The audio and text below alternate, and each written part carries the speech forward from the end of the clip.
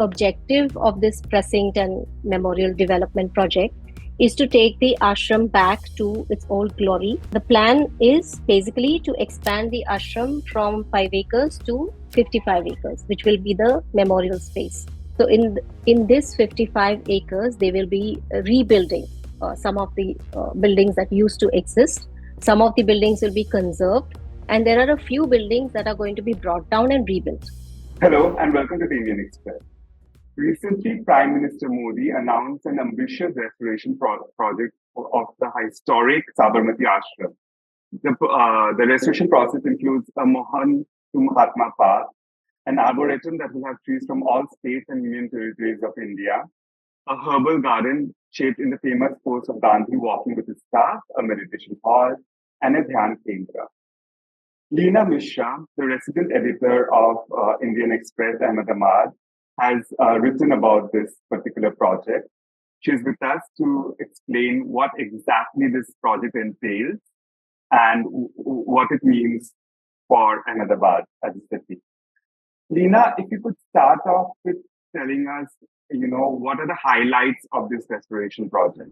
So this restoration project actually was conceived in 2021 by Prime Minister Narendra Modi himself during a visit to Gujarat. So it basically entails, right now, just to give you an idea, what we know as the Sabarmati Ashram, which tourists visit, is just 5 acres of space, which is part of the entire big ashram that Gandhiji had established in 1917, which was spread over 120 acres. So the objective of this project, the Precinct and Memorial Development project, is to take the ashram back to its old glory and to revive some of the activities that used to be there in this ashram founded by Gandhiji. So the plan is basically to expand the ashram from 5 acres to 55 acres, which will be the memorial space. And there will be a precinct which will spread up to 322 acres, where there will be there will be spaces for visitors, like administrative buildings, the houses for relocation of the ashram vasis. There will be orientation centers and so on. So in these spaces, in the 55 acres, there is a trust that has been formed, which is called the Mahatma Gandhi Sabarmati Ashram Memorial Trust, which has acquired land from the 6 trusts that used to run in these 120 acre space. So they have acquired up to like about 48 acres of land. This also includes land belonging to the Gujarat government and the Ahmedabad Municipal Corporation. So in this 55 acres, they will be rebuilding some of the buildings that used to exist. Some of the buildings will be conserved, and there are a few buildings that are going to be brought down and rebuilt. So in the surveys that have happened, that have preceded the project, it was found that there were 63 buildings in this 120 acre space at that time, of which now 36 exist. Okay.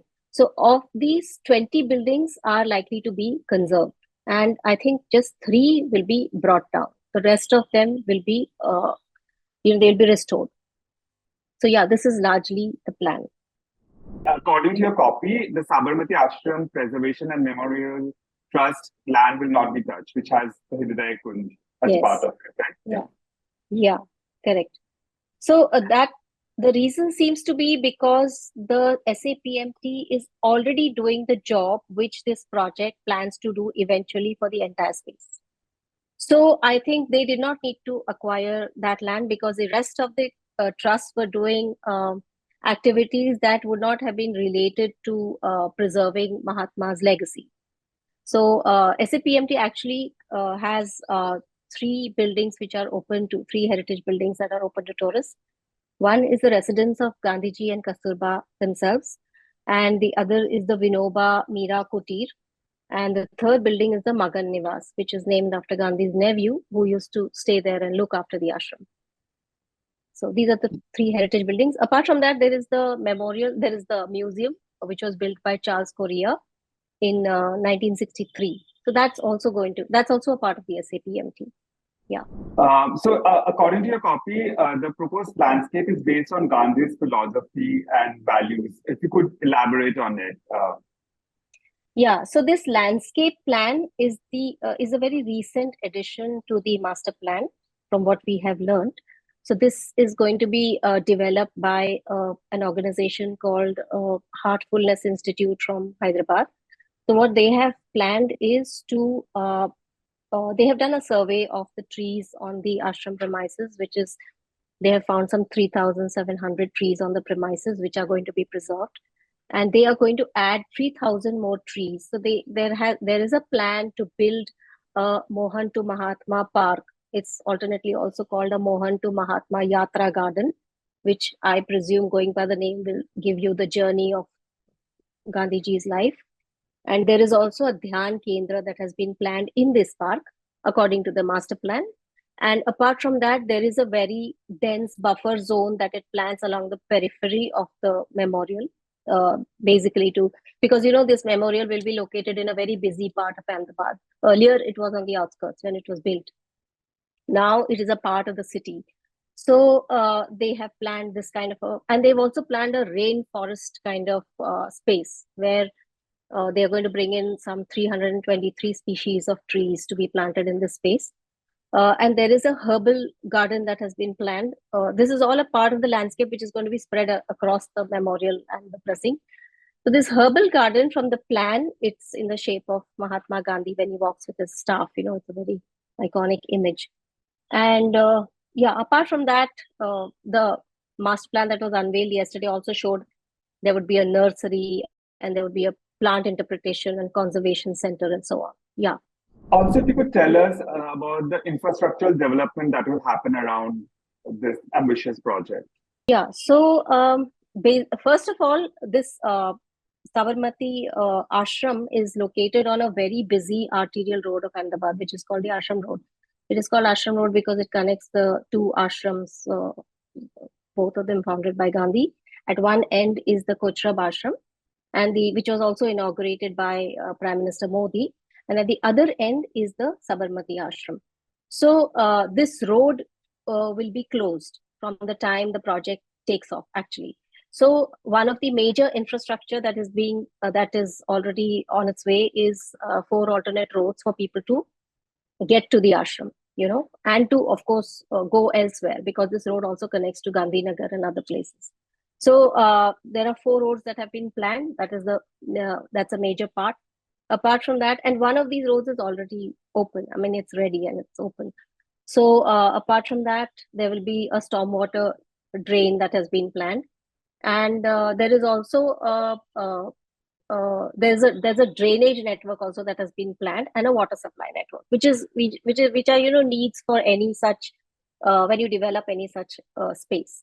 So these are the things that have been planned. To give you some detail, the water supply network will be around 31 kilometers long. The drainage network is about 7.8 kilometers.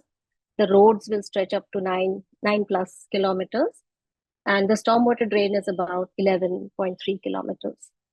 So yeah, I forgot to mention, in the landscape there is also a rainwater harvested pond, which will be called the lotus pond.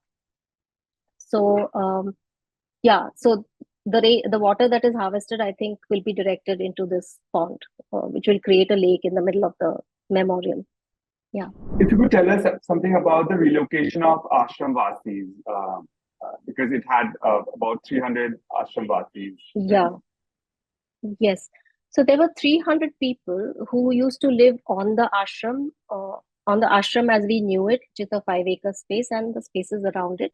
They call themselves Ashram Vasis because their parents, grandparents, or great grandparents at some point participated in the freedom struggle. They were invited by Gandhiji to live on the ashram premise and so on. And they were very keen that they should. Initially, of course, everybody resisted the relocation. There was, resistance to the relocation. But later on, the government put out a plan where they offered them a good compensation. They also offered them land, and they offered them built flats. So people were open to choose what they wanted. There were 300 of these ashram vasis who then chose. Many of them were keen that they should, their address should contain Gandhi ashram somewhere. So I think 23 of these people, 23 of them chose to join a cooperative society, which is building houses for them just close to the ashram, outside the memorial space. Then there were some who've taken money and they have moved out wherever they wish. And there are some who have bought these 4 BHK houses that were allocated to them, which are built by the government. So this is the kind of compensation that was awarded. What we know is that only 2 people are still, they are fighting a legal battle. They have not yet moved out because they don't want any of the 3, or it's something like that. So that case is going on, but the authorities tell us it will be settled soon. Yeah. So that was all we needed to know about this ambitious Sabarmati Ashram project. Thank you, Leena, for joining us. Viewers, to watch more such videos, keep on watching the Indian Express YouTube channel. Thank you.